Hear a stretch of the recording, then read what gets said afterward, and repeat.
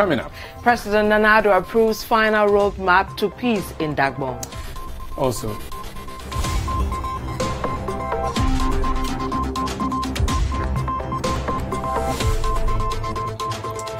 Also coming up, Gridco attributes yesterday's blackout in Accra to drop in gas pressure at Abuaze.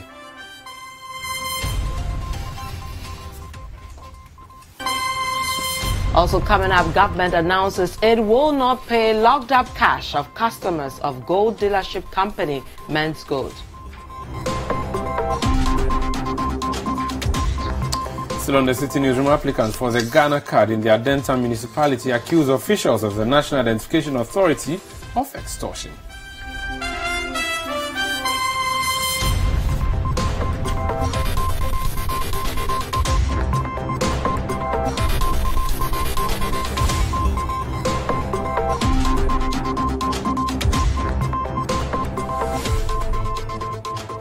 And President Akufo-Addo has issued an executive order for the final roadmap for the restoration of peace in Dagbon.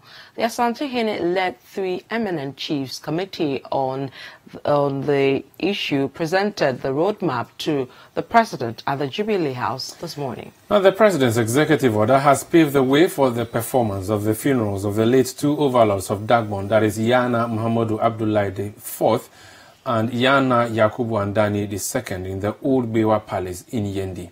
Citi News' Abdul Karim Natogma has more.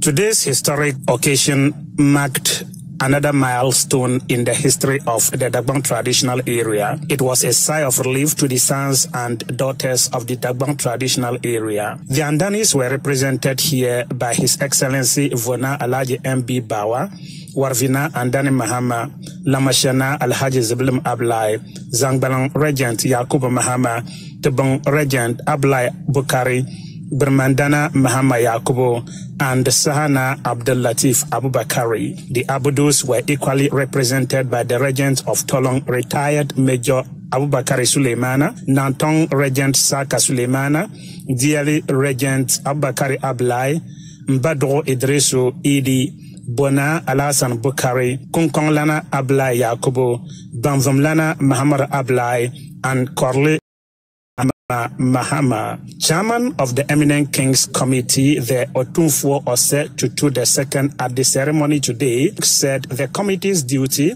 was to restore the customs and traditions of the Dagbon traditional area and restore peace there. According to the Otunfuo, the report of the committee, among other considerations, was to give credence to the Supreme Court ruling that the late Yana Muhammad Ablai IV died as a legitimate Yana, for which reason his funeral should be performed as such.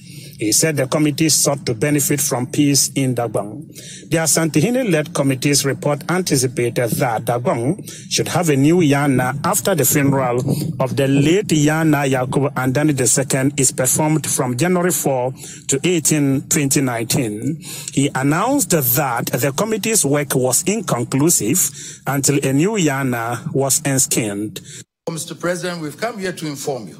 This committee took a decision and said that the funeral of Na Yakubu and Na Muhammadu Abdullahi should be performed from the 14th of December to the 28th of December this year.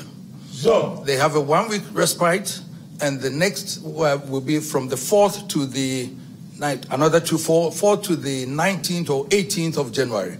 Then the Andanis would also perform.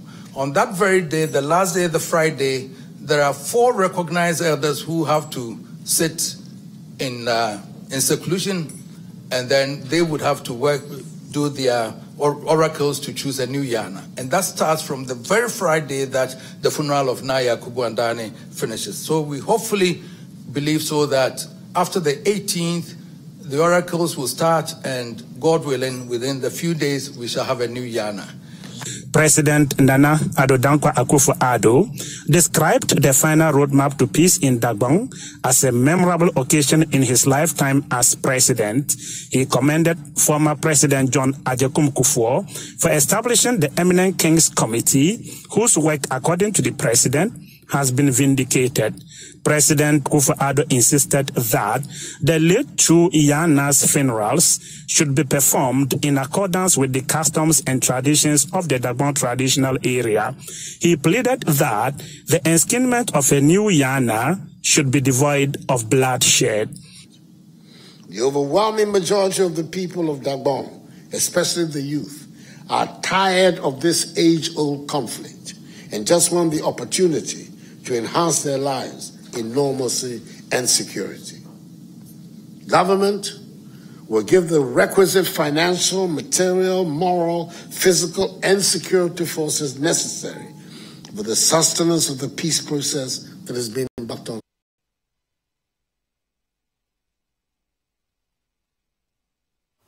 So let's remain with this story now. And Abdul Karim Natogma, who is a Northern Bureau Chief, has joined me in studio, as well as Dr. Suleiman Abdullahi. Now, he's president of a group called the Dagbon Forum. You're welcome to Citi Newsroom, gentlemen. Thank you very much. Sanda. Abdul Karim, let me start with you. How significant is today's ceremony? Does it mean that we are going to see that the roadmap is really dealt with according to plan by the Asante Hini? Exactly, that is what we are all expecting. Both sides have signed off on this. Both sides from the chieftaincy divide in Dagbon have signed onto this, and they have committed themselves to ensure that this final roadmap for the restoration of peace in Dagbon is implemented to the latter. No going back. No going back. What does it mean, though? What is going to happen in Dagbon from today?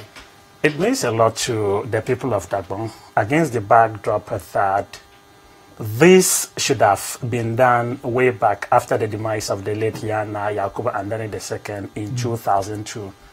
He died on March 27, 2002, and his funeral is yet to be performed. Likewise, that of the late Yana Muhammadu Abdullahi IV, who died in 1988, and his funeral is still pending.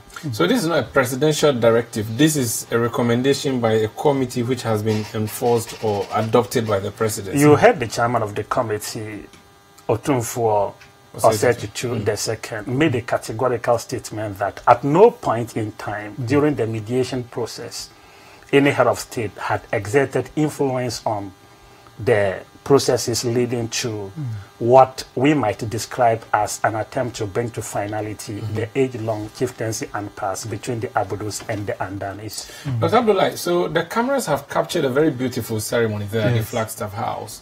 But behind the scenes, a lot has to be done. As Dagbon Forum, I'm sure there are backroom staff that you are engaged in leading to the funeral rites of these persons? Oh yes, there are a lot of things that we plan to engage with. We plan to raise public awareness and to solicit the support of the rank and file members of the bank community at large, or society at large.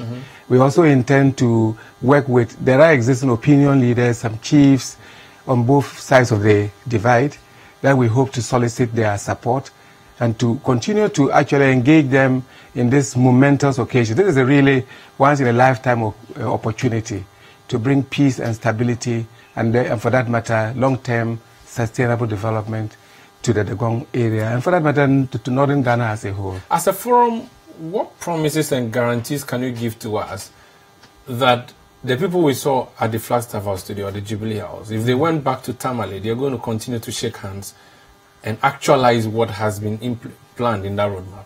I think one thing that comes out very clearly, that is very clear, and it has been so for over the last few years, is that everybody is tired of this situation.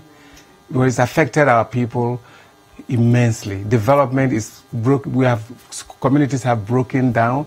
There are places where development would have been enhanced if our chiefs and if we had a unity in Dagbon. And so people are really, really very happy. I mean, we've had people calling from all over Dagbon saying they are really, really happy, and everybody is praying. And they really mean that? They mean that absolutely. They mean that absolutely. Your group, does it have politicians or factions? What does it have? No, the Dagbon Forum is made up of all cross-sections of all members of the Dagbon society. So you have Andanis and you have Andanis, Abudus, NPP, NDC, other political parties. But I think at the end of the day, the main thing is about development. When you see, I was saying elsewhere that when you see the Kayaye all over the place. Some of these phenomena are not, you cannot divorce them from things like the conflicts we have amongst our people. When there are conflicts, people are not working together, there is division over resources, and people, even when development projects come, there isn't any unity for people to participate, and so on and so forth. And there are so many immense opportunities that we have now with all the initiatives that the government has. One village, one dam, one district, one factory, all the initiatives, planning for food and jobs. These are opportunities. But you'll be surprised that the Amadu and Dani problem does affect participation. It does affect uptake of some of these initiatives, like it or not. And that's what's been the case historically. Abdul Karim, let me bring you again in. Now, the funeral is the biggest thing that's going to happen. Two huge funerals, one lasting 2 weeks each. And they are going to happen at the Gbewa Palace, which is destroyed at the end. The old Gbewa Palace. Well, it's destroyed, isn't it? So how is there going to be a funeral in a destroyed palace? It is the responsibility of the Northern Regional Security Council in collaboration with the Otunfo Mediation Committee to see to it that the old Gbewa Palace is rehabilitated, because that is where the sacred, where the two overlords of Dagbon and other past overlords of Dagbon were buried. And any Yana who died and was buried there, when they are to perform his funeral, there are some rituals that must be performed in the sacred room. So they have to rehabilitate it and make it accommodating for those who are supposed to play the customs and traditions that will lead to the performance of these two huge funerals to have access to the old Gbewa Palace. So this palace currently is in ruins. Is it under some security protection of a kind? It has been cordoned off, and it is not far from the temporary palace that was constructed where the current Dagbon regent is domiciled.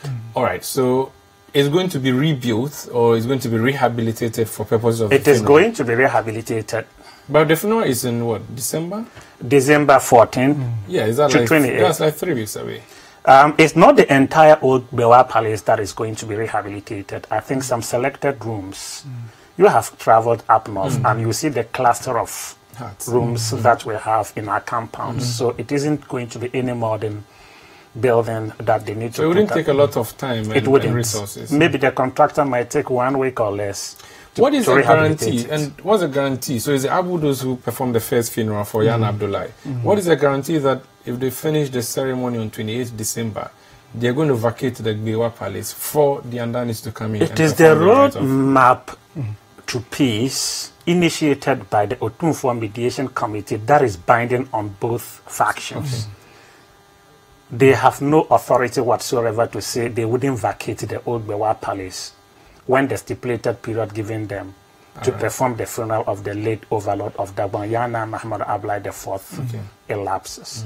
So, after the 2 weeks, they would be required to move out, pave way for their brothers from the Andani side to initiate the performance of the funeral of the late Yana Yakubu Andani II, beginning next year, 2019, 4th to 18. When that is done, as the Asante Hini said, within 1 week, it is expected that we should have a new Yana enskinned in Dagbon for us to move along. Do we have any idea where this Yana is going to come from? Is it going to come from Abudu's side or Andani side? It is not the preserve of the Otunfo Mediation Committee or any other person to establish or determine who becomes the next Yana of Dagbon. We have those who know the customs and traditions of Dagbon and what they have to go through, consulting the oracles, smaller gods, and what have you, to determine or establish who becomes the next Yana. But what is paramount to the sons and daughters of Dagbon is that anybody who is enskinned as the new Yana would be respected by all and move along. Dr. Abdullahi, you were worried about development. There are curfews in many parts of northern Ghana. Would these curfews be lifted after these funerals? Because they are mostly often related to these chieftains issues, aren't they? I believe, I don't know how many curfews there are in northern Ghana, but if there are any Bimbila curfews... has one, of course. Bimbila is under Nanum, but Yendi has a sort of a curfew Nakpandori has a sort of a curfew. There are police posts when you are entering Nakpandori. Yes, for the Dagomba, you know, the Bimbela area and then the Nakpandori area in the Mamprugu land. This is kingdoms, and Dagbong is not part of those areas. Okay, but Yendi is? Yes, but Yendi is partly because of the current situation. For now, even though there's no curfew. There's no curfew in Yendi, actually. No curfew in Yendi. No, there's no curfew in Yendi. But how did this affect development? You keep repeating the issue of development. I think everything that happens in development, whether it's to do with water, agriculture, requires peace. It requires people to relate to one another. And when you have the kind of conflicts, the tensions we've had prevailing among the Dagombas for nearly almost 40 years. Let's not forget that Amadu was disclaimed in 1988. So that was 14 years before the death of Yakubu, which, as we all say, was a tragic and sad event in our history. But what that means is that for nearly 30 years, we have had this tension within the Dagomba people, and that has affected development. It has affected unity, and some chieftaincy contractors and others have taken advantage of this and made it made it some sort of a means of livelihood for themselves. So you see this as a final solution? This is a final solution. Abdul Karim, you say so too? Absolutely. As a reporter on the ground? Absolutely. Thank you, gentlemen. Abdul Karim Natogman, there is our Northern Bureau Chief, and Dr.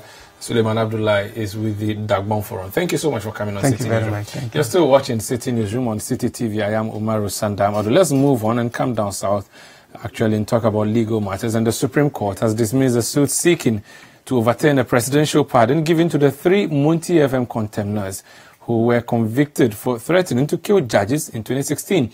According to the court, the president's power to remit a conviction covers that of contempt of court, and that the decision of the president at the time, John Mahama, to grant pardon to the 3 cannot be questioned as it followed due process. Our court correspondent Fred Tetejabano breaks it down.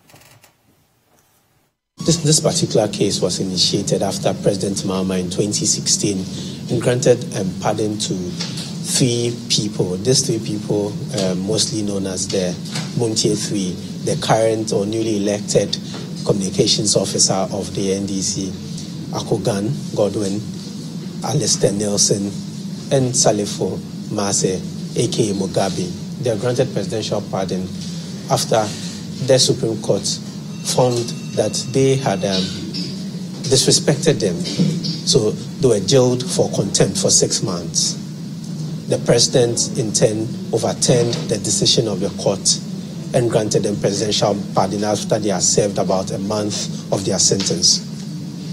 3 people initiated this particular suit.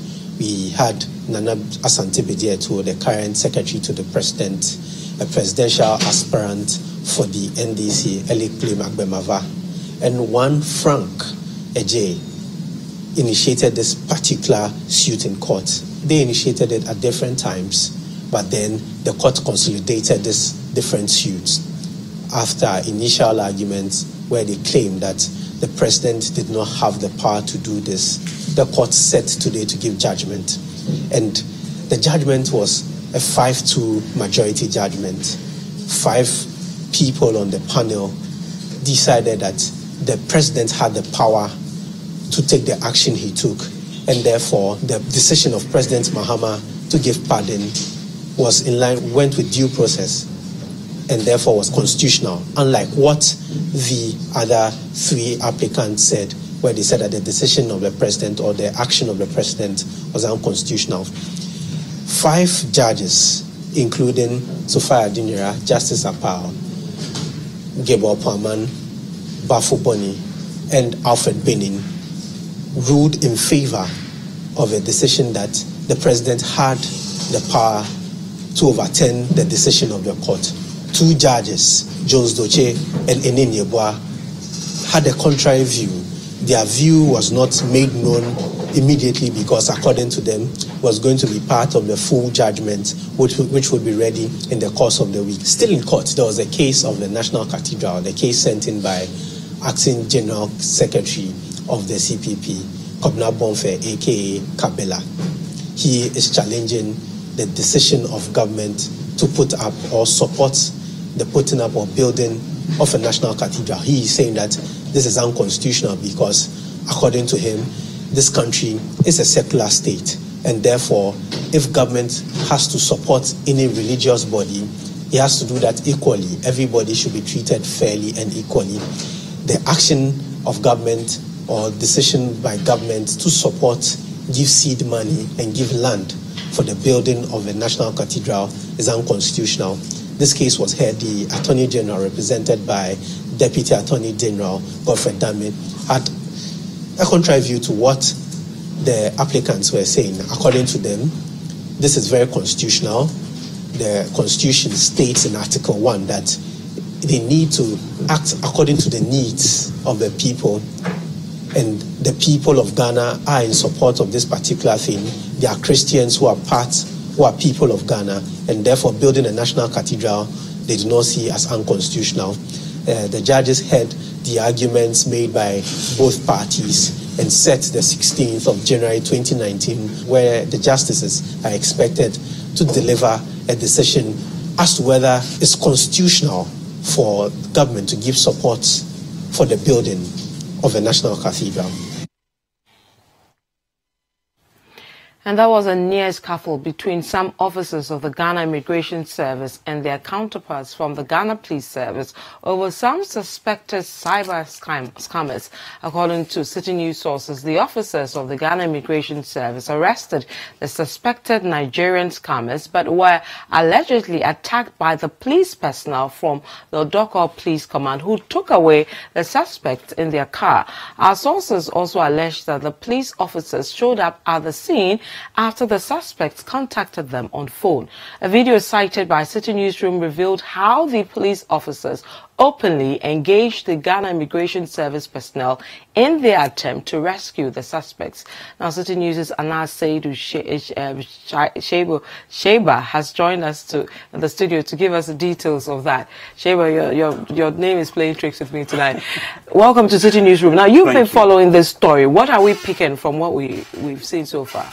Okay, Vivian, earlier this morning, the Ghana Immigration Service had intelligence that some Nigerian cyber fraudsters were at wager and they were indulging these kind of acts. So they sent men, four men. They have one senior officer and 3 other ranks. They went there, arrested these suspects. The suspects were 7. They were able to arrest 4, but 3 of them escaped. On their way back to the immigration headquarters, some police officers, allegedly from the Lokko police, accosted them on the road, on the middle of the road actually, and ordered them to release the suspects to them. They refused, and that led to exchanges. On the middle of the road, they started with exchanges of words, and it later got physical. Which exact place did this happen? It was still around Wager when this thing started, because they just left the scene few minutes after the arrest and this particular thing happened. They actually refused to release the suspects to them.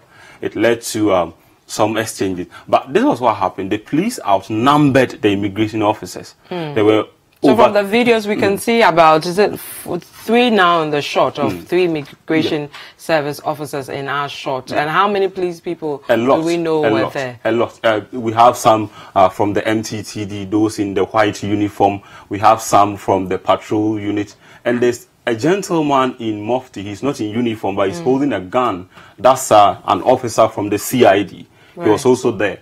This was a complete unit from the MTTD, the patrol unit, and everybody there to rescue these suspects from the immigration service officers. You can see those 2 men there. The immigration officer is a superintendent.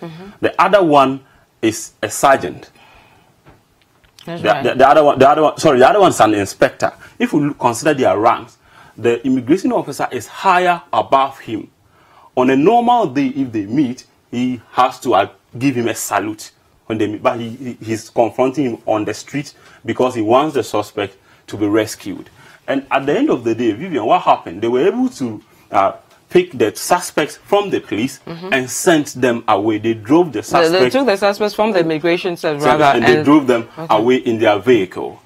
We did a follow-up on this particular story, and the information we had was that these particular suspects were sent somewhere Some even allege, our sources allege that they were released by the police. But later when the matter became serious, the police brought them back. And so the suspects are now where? The suspect, as at 7, they were still with the police allegedly. Okay. But we are having information that the police now, they've brought back 3 of them to the police, to the immigration service, but they are still holding onto one of the suspects. Okay, let's go to the phone lines because we've been able to raise the PRO of the Ghana Immigration Service, Amadu, to get details of this rather troubling story. Good evening, sir. If you can hear me, welcome to the Citi Newsroom.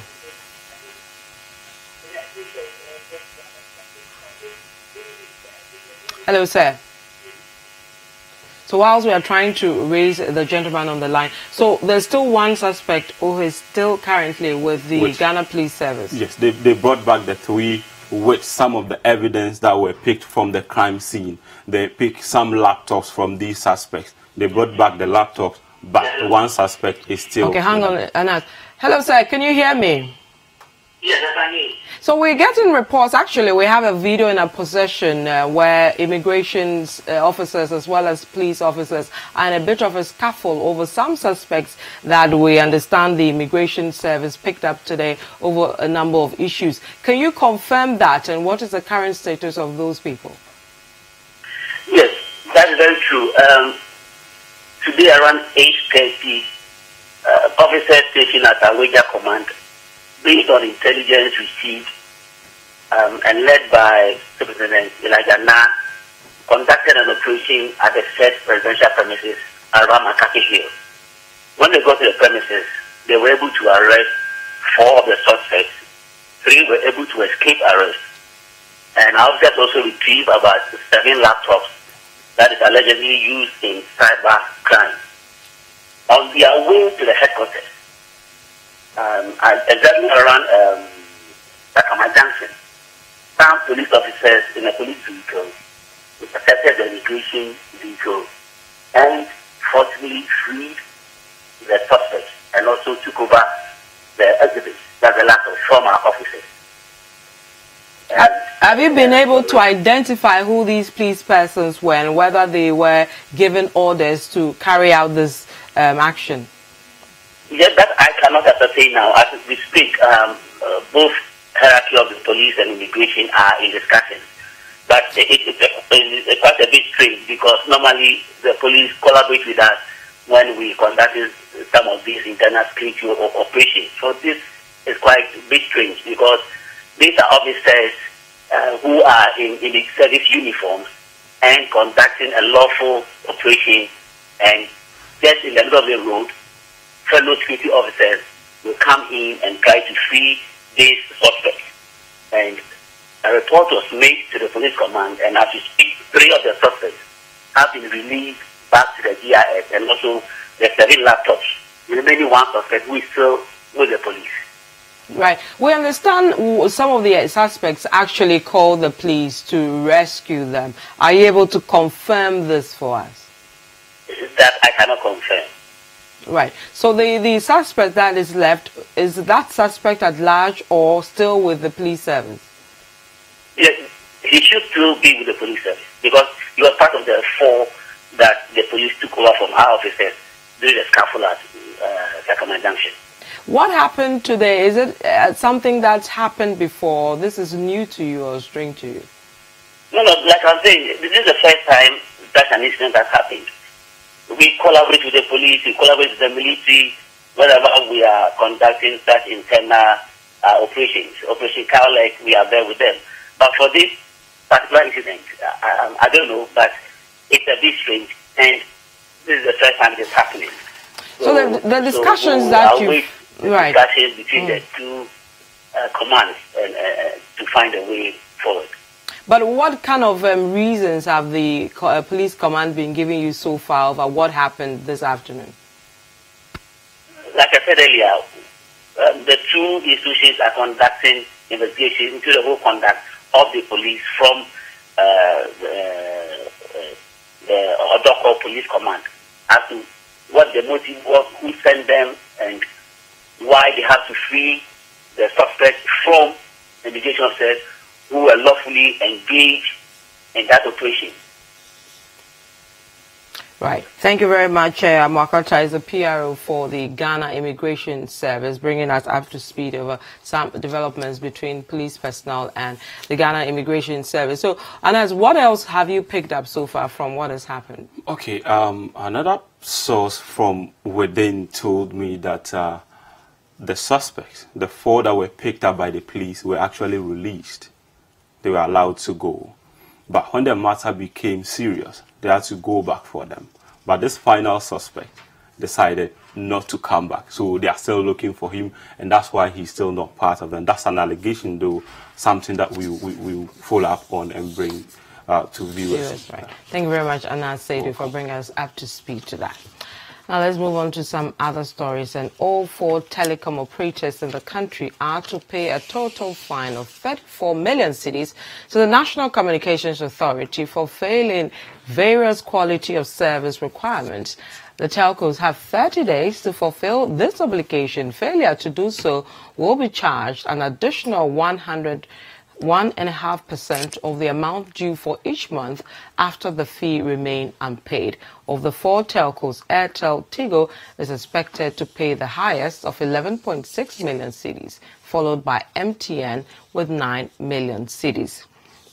Now, Vodafone places third with 8.8 million cedis, with Glo paying the least fine of 4.4 million cedis. Now, the fine, according to the National Communications Authority, follows a quality of service monitoring in the Greater Accra region, the Eastern, Western, Northern, and 2 districts in the Ashanti region. The telcos were unable to meet their license key performance indicators in some district capitals with regards to quality of service obligations for coverage, data, voice, and speech quality. The NCA again indicated the fines were imposed as the telcos failed to meet the initial August 21st deadline to cure the detected infractions.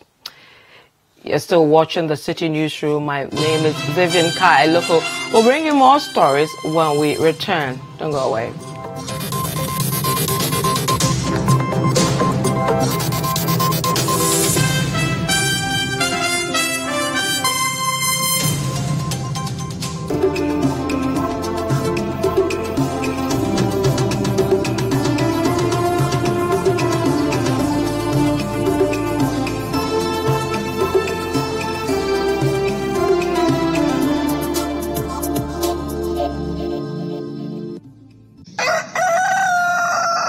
Spice up your mornings with culturally enriched conversations, social interviews, and policy-oriented discussions that will keep you updated on the progress of the nation. Those security guys who were supposed to protect them, I'm sure by now somebody must have all of them arrested. They must all be arrested because it's an unprovoked attack. Join the Breakfast Daily team Monday through Fridays from 7:30 a.m. to 10. Let your voice be heard with the hashtag Breakfast Daily. Join us for breakfast daily, only on Citi TV.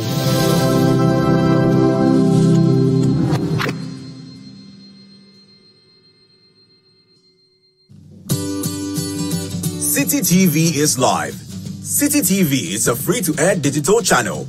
On a digital TV, please press menu on your remote control and run a new search on your TV.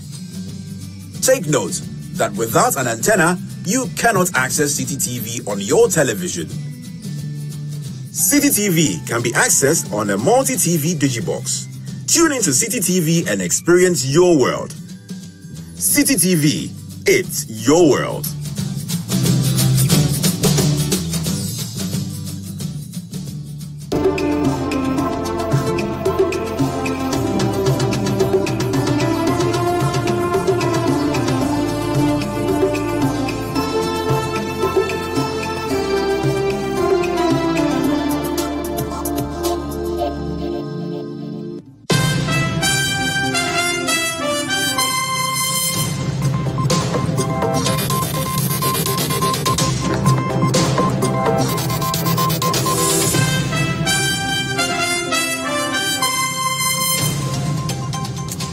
You're welcome back. Now, the supply of power has been unreliable over the past couple of days. This has prompted social media discussions about a possible return to the dreaded days of doomsday which crippled businesses' activities for nearly 4 years.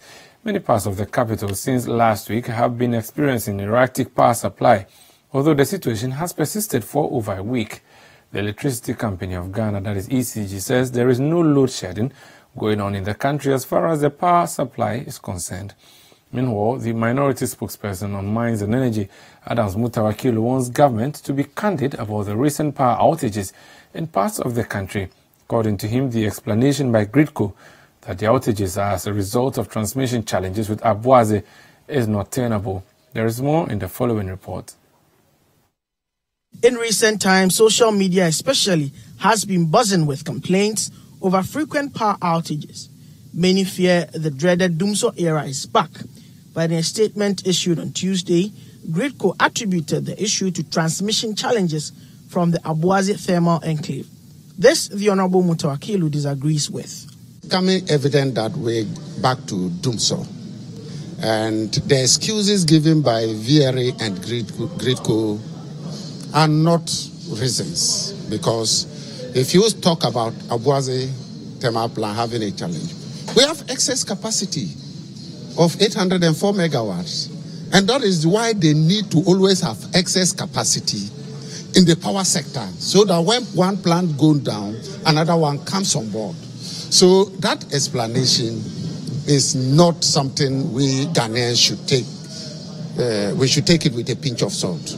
He further states that the country's power sector is reeling under the effects of serious liquidity challenges.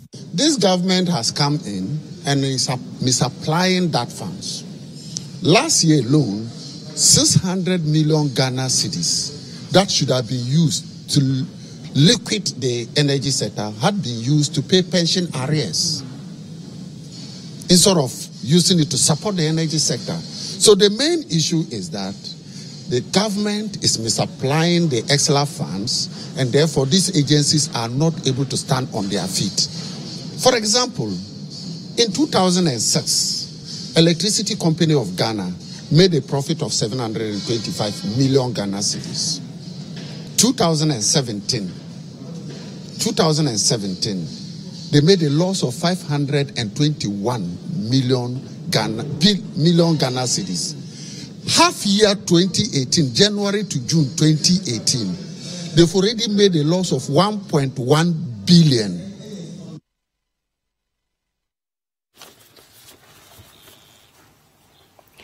Let's remain with the story because the Ghana Grid Company, that's Gridco, has issued a statement, and they say that the Ghana Grid Company, Gridco, wishes to inform the general public of power supply challenges experienced yesterday, that's November 19, 2018, during the peak periods between 7 p.m. and 9 p.m. The statement continues to say this was as a result of a sudden drop in gas pressure at Abuaze, which caused a reduction in power generation from the west. The statement continues that Gridco had to call on other thermal plants in Tema to restore full power. Gridco assures the general public that there is enough generation to meet power demand, it says. It continues to say, we are working with all power generators to ensure continuous supply to all customers and will keep the public informed of further developments. In conclusion, Gridco says, we deeply regret any inconveniences caused. Gridco thanks you for your patience and cooperation. Vivian. Have you been experiencing that? Well, it's erratic now. It goes off and on, and you're not sure what is happening. You don't know whether it's a local issue or it's a national issue, so you can't call it Doom yet. Well, I'm going to call it Doom because I've experienced it 4 times. You remember the local issue debate, whether it was a local problem or was a Doom problem? So we should say, well, Doom local. Local Doom was something, but yes, many people have been complaining, and the social media trend is Doomsaw back? No, Doomsaw is back. That's the hashtag that is trending, and so many people are using that hashtag, and some people are actually calling on the government to come clear, like Adam Mutawakilu is doing that. I think the thing about governments is that they usually would like to conceal these things, but if you opened up and told us what the truth is, we would be able to help you and support you. That's right. Yeah, so if it is really a finance issue like the MP is saying, they should come out and clear it to us. Otherwise, they should then give us a clear indication as to what the problem is, if there's any problem at all. That's right. And I pray to God I don't have that when I return home today. Now, it has emerged that managers of the gas station failed to adhere to a directive by the Ashanti Regional Minister for the facility to be closed down 6 months ago. The Ashanti Regional Minister has therefore asked heads of the regulatory bodies in the region to furnish him with details of the operations of the gas station. The death toll in that gas explosion has risen to 2, with one other victim still battling for his life at the Konfanochi Teaching Hospital. Citi Newsroom's Ashanti Regional Correspondent Hafiz Tijani returned to the scene a day after the incident and came through with his report. The Prime Gas Retail Outlet, which is located in the middle of houses and other business entities at Krofrom, caught fire on Tuesday morning. The explosion left in its trail destruction of properties and some casualties. One of the victims narrated her ordeal to Citi News. It was in the morning around 7 a.m. I was in the washroom. I heard the sound, people shouting, run, run, everybody should run, everybody should run. So when I just came out, I saw a fire exploding in the sky, a very huge fire approaching. So I took my glove and started running. So in terms of running, I fell about 5 times, and I acquired some minor injury on my leg. It's my first time experiencing that, so I was shocked. Having seen such a huge fire just coming from the sky, approaching us.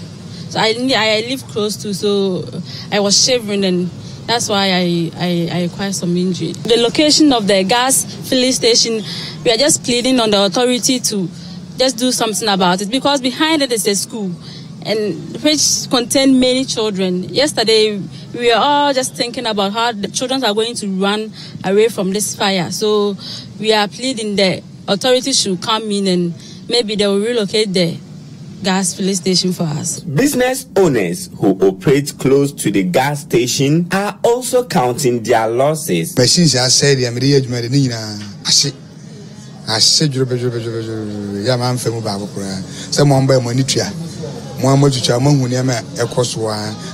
suit near that day, Africa where political suit no, and would be brave. Now say machines in a Kakasepa.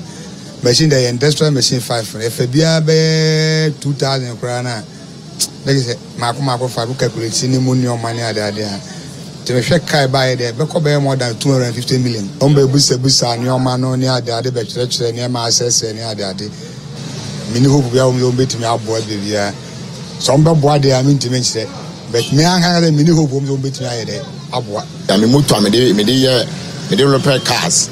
And maybe that's the me shop no ana some say spanners ni aye egu ani nyina no ni mutu su no nyina atimi ahye no ana moto no so atimi ahye no ne na nkyɛnse ayi me shop no nyina so aye de ejato ma ni nyina bubu na fancy say maboka be se kuma metima boka be se bia 10 million. Citi News' sources say the National Petroleum Authority went ahead to renew the license of the gas station, while the Environmental Protection Agency held on with renewal after the Ashanti Regional Minister directed managers of the facility to suspend their operations. Ashanti Regional Director for the Environmental Protection Agency, Samuel Otin, says his outfit has begun investigations into the incident. I cannot say that because we have to check the records. But I can tell you that for EPA, because of the program of the cylinder recirculation modular, the permit expired this year, and we're waiting that maybe because of that, the permit has not been renewed up to date. Yes. So I can say that, but I cannot say that for other departments. We went there to see what happened during the incidents, to look at the cause of damage, the extent of damage, and also do a report and send it to Accra for further investigation. As of now, the Ghana National Fire Service have taken the inventory. They visited the site, so they are yet to give us the update in terms of what caused the fire. But I think the extent of damage, you all saw it. The pumps, the vessels, there were some cows that were at the station. I think the opposite, the fitting shop was also affected. So some cars were also affected. It is a day after the explosion at the prime gas outlet at Krofrom, and victims, some others who have sustained injuries, say they are still in pain. Lives have also been lost. For residents at Krofrom, they want the gas station to be relocated from this area. Reporting from Krofrom at the prime gas station, my name is Hafiz Tijani for Citi News. Let's move on to some other stories. And the Finance Minister, Ken Ofori-Atta, has stated that the government will not rescue distressed customers of gold dealership company Men's Gold. Describing the situation as disturbing, Mr. Ofori-Atta disclosed that the company and several customers from reputable state institutions such as the Ministry of Finance, Bank of Ghana and the military at a ceremony to celebrate the 20th anniversary of the Securities and Exchange Commission. Mr. Ofori-Atta said the customers of Men's Gold were driven by greed since the returns on the investment promised by the company were unrealistic. We try to clean up the financial services sector. I know the SEC has come down hard and strong and justifiably on Men's Gold. But the issue with a company like Men's Gold is, as I even look at the Ministry of Finance, and I see some people at the Ministry of Finance who have invested there. I look at the Bank of Ghana and I see some people at the Bank of Ghana who have invested there. And really, and of course the military, etc. So it becomes an issue of greed as a people and our own behavior when we are so clear, as educated as we might be, that when we went there, there was no license, and we chose to do that. I think it is not in the place of government to fund or get your money back for you. It was an obvious trap that you went into. But maybe we as an industry should also push the whole issue of education and empowerment so that people do not fall prey to that. We are spending some 9 billion cedis or so to support and make sure that we protect about 1.5 million depositors. Still on this story, because the group calling itself Aggrieved Customers of Men's Gold has scheduled November 27, 2018 as a date for a nationwide demonstration. The demonstration is to demand the immediate payment of their principal investments from the gold dealership company, Men's Gold Ghana Limited. There is more in this report. Dressed in red and black apparels with red bands on their heads and hands, the customers sought to use the press conference as a medium to communicate their commitment to retrieving their principal investments from the company. The customers looked deeply concerned about their continuous disappointments on the part of the company to meet their promises of paying them their principal investments. The company has, since the impasse with the financial regulators, failed to meet promised deadlines for the payment of investments of their customers.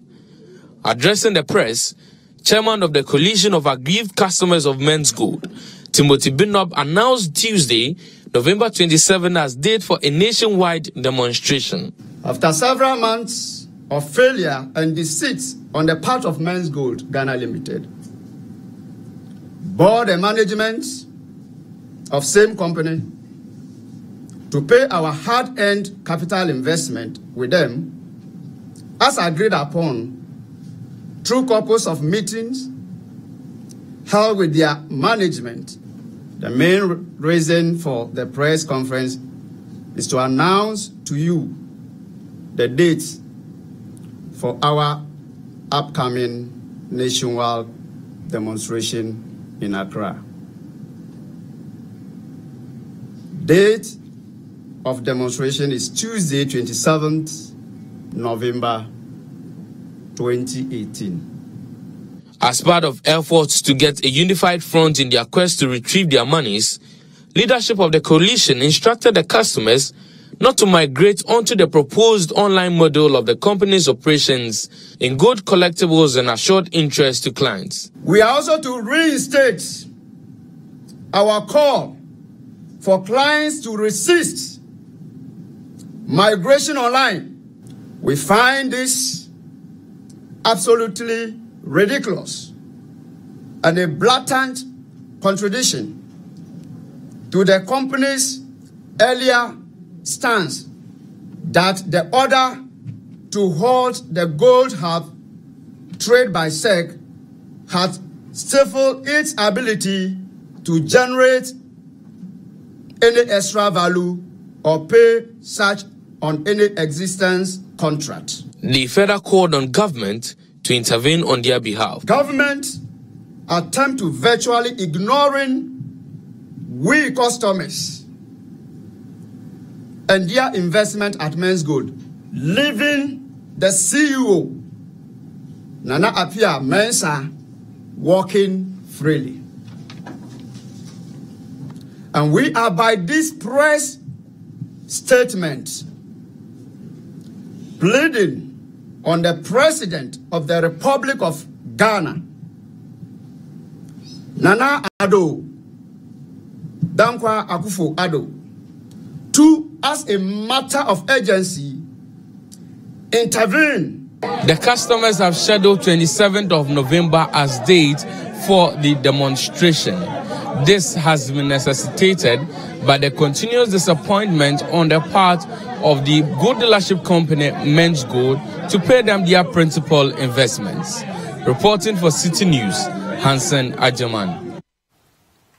Now, government has presented 9 legislative instruments to Parliament seeking to create 5 new districts in the country. The new districts are Korle Klote District, Ayawaso Central Districts from the Accra Metropolitan Assembly, the Northeast Gonja District from the existing East Gonja District, Achansi District from the Brim South District, and Anglonga District from the existing Keta Municipality. The allies have been referred to the subsidiary legislation and local government committees for consideration by the Speaker. There's more in this report. The addition of 5 new districts, as proposed by the new legislative instruments laid in the House today by the Deputy Local Government Minister, Augustine Collinson team, will bring the number of districts, municipal and metropolitan assemblies up to 259. According to the Deputy Minister, the move to create new districts is in response to persistent calls for the carving out of new districts from the people in the areas concerned and the government's own quest to deepen decentralization. Over the years, we have 275 constituencies as of now, with 216. Then, in the last month, at the beginning of the year, government realized that there's a need for us to upgrade some of the constituencies, some of the districts with more than 2 constituencies. So there was a need to create additional 38. Going forward, it became necessary from the allegations coming from the public that there's a need to also have a second look into some of the districts, some of the constituencies.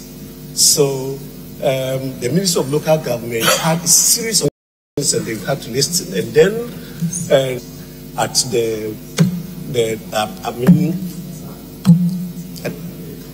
government executive levels, and then it's come to acceptance that there's the need to consider uplifting some of the constituencies, about 5 of them, into a district status. The budget debate entered day 2.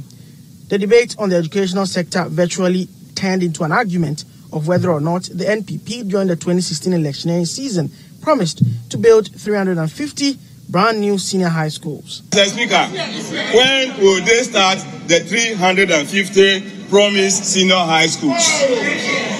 That is what Ghanaians are waiting for. We want to see the beginning of those 350 secondary schools. When President Mahama promised the 200 e-blocks, he really started. Mr. Speaker, if he wants to remind himself of King James Version and New England Version of the NDC 2012 manifesto, he should not confuse the MPP 2016 manifesto with anything. Nowhere in the 2016 manifesto of the MPP is 350 schools version. The chairman of Parliament's Education Committee, Siaka Stevens, lauded government's initiative in providing educational infrastructure. We have Nkrankwine Presby Primary School in Eastern Region. The building also collapsed and 5 women injured. As a result of that, Amadu has taken it upon himself to rehabilitate 52 collapsing structures in the country. Example is Amadu. Honorable members, this evidence-based school. This school will have also collapsed. This Sampa Islamic Gauge under the regime of President Mama. If your child is attending this school environment, will he be intelligent? So today has been second day of debate on the floor of Parliament with regards to the 2019 budget and statement of financial policy of the Kufuor administration, which was presented last Thursday by the Finance Minister, Ken Ofori-Atta. The debate today has focused mainly on the social sector that has got to do with the education sector and the health sector, with certain overlapping themes also from the trade and industry sector, amongst others. The debate still continues from tomorrow. Reporting from the foyer of Parliament, my name is Duke Mentopuku, reporting for Citi News. Now, applicants for the Ghana card in the Adenta municipality are accusing the officials of the National Identification Authority, that's the NIA, of extortion. According to them, some of the officials demand money from them before registering, contrary to the NIA's official requirements. Citi News' and Shirley Ziwu has more in this report. Pilot registration of the Ghana card in the Adenta municipality is in its third and final week. The exercise from the start was fraught with many challenges, which have snowballed over the weeks. Ideally, applicants are expected to be registered and handed over their Ghana card within 30 minutes. However, many of them still have to wait days after registering to get their cards. We came here on Monday, and actually we filled our forms, and they said we should go and come, which is on Tuesday. Tuesday we came here and they were like, the network is slow. So we went back home. Today too we came, they said same. I came here at 5 a.m. and I've been here since they made us write our name in an exercise book. They are not really saying anything. I've not started my process. I've not filled any form. I've just been standing here and they want me to go back home and come back at 2 p.m. If there is no network, they can't do nothing. We have percent where we see that. Some people go, but we have percent that we did. Before 4 o'clock, they did it for us. And say, so today I come back to my card, but they say they can't no come yet. Only Ghanaians are eligible to register, but it appears the Ghana card might not be completely Ghanaian.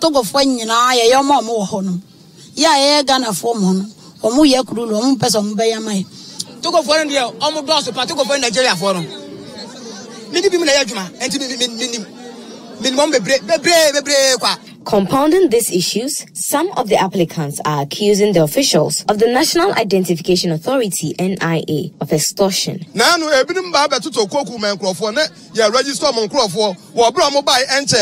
officials here said the last week is the week that they are going to make a lot of money because there will be pressure. People who didn't come, because this is the third week for Adenta district, and so probably by Saturday they'll be going. So if you want to get it this week and you don't want to be in the queue, probably you have to pay something. Considering the long and ending queues and the substantial time it takes to acquire the card, some of the applicants called for an extension of the deadline to help others register and address all pending issues. That's it for today's edition of the Citi Newsroom. Log on to our website, citinewsroom.com.